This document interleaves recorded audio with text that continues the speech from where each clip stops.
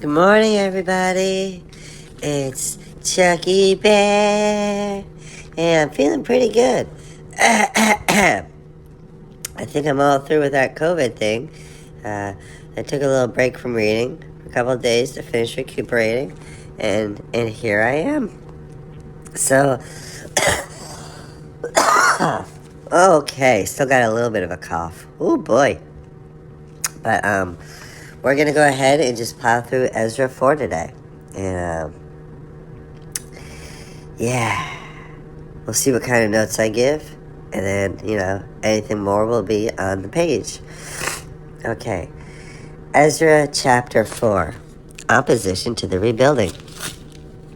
Now, when the enemies of Judah and Benjamin heard that the exiles were building a temple for the Lord, the God of Israel, they came to Zerubbabel and to the heads of the families and said, "Let us help you build, because, like you, we seek your God and have been sacrificing to him since this time of Esarhaddon, king of Assyria, who brought us here."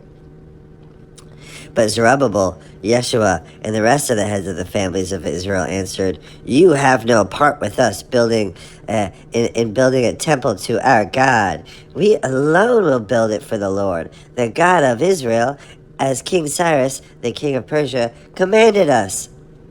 Then the peoples around them set out to discourage the people of Judah and make them afraid to go on building. They hired counselors to work against them and frustrate their plans during the entire reign of Cyrus, king of Persia, and down to the reign of Darius, king of Persia. At the beginning of the reign of King Xerxes, they lodged an accusation against the people of Judah and Jerusalem.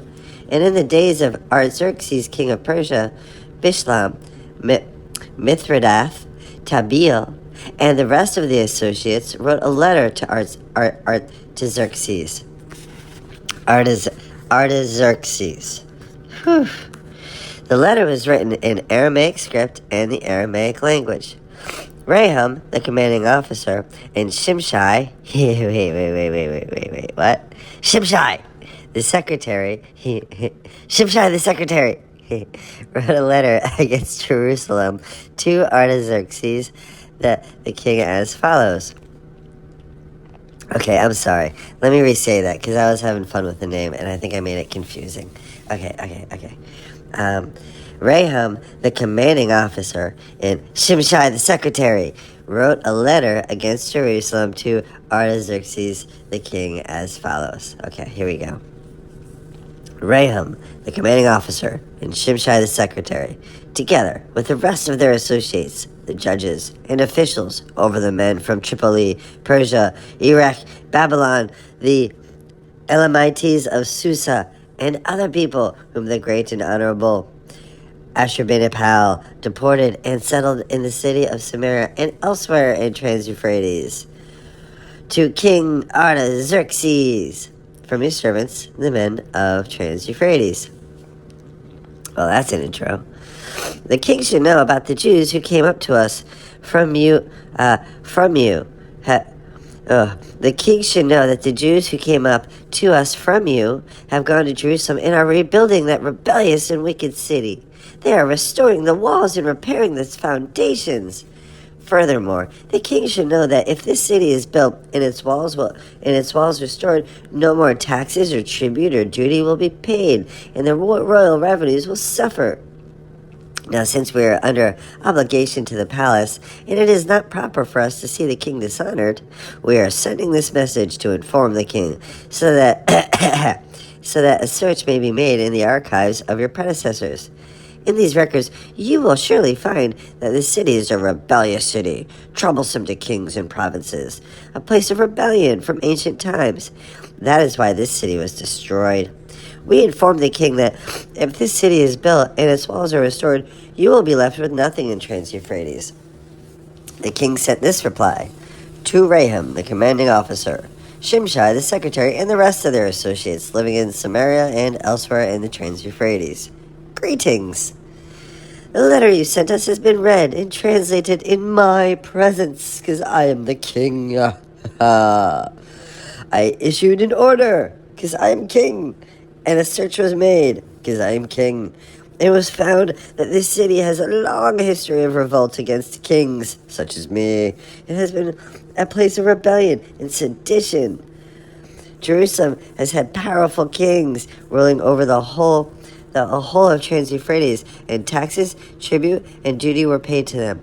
Now issue an order to these men to stop work, so that this city will not be rebuilt until I, king, so order. Be careful not to neglect this matter. Why let this threat grow to the detriment of my royal interests? As soon as the copy of the letter of King Xerxes was read to Raham and Shimshai the secretary and their associates, they went immediately to the Jews in Jerusalem and compelled them by force to stop. They're like, stop it, stop it, stop it, stop it. Thus the work of the house of God in Jerusalem came to a standstill until the second year of the reign of Darius, king of Persia, which will be covered in Ezra chapter 5, which is the next video. Now, I just want to make it clear, these guys are troublemakers, clearly. As much as I really like Shimshai, the secretary, I think he was kind of just doing his job, Shimshai and Raham and all of their associates, they were jerks.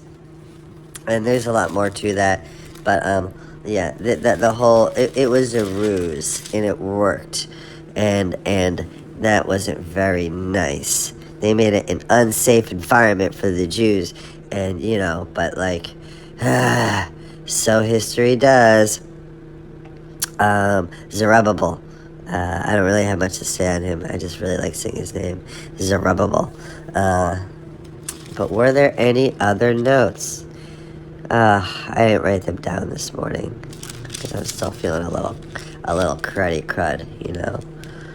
Well, I guess if anything else comes to me, I'll add it into the sections below. But hey, thank you so much for tracking along with old Chucky Bear here. It's been fun, and hopefully I'll feel even better tomorrow. I hope you're feeling good, and I never like saying goodbye. I really enjoy my time with you all. I just want you to know how much I look forward to this every day. And I really do hope that if anyone's watching, that you will have a smile on your face. And, okay. I'm gonna go now. Chucky Bear, out.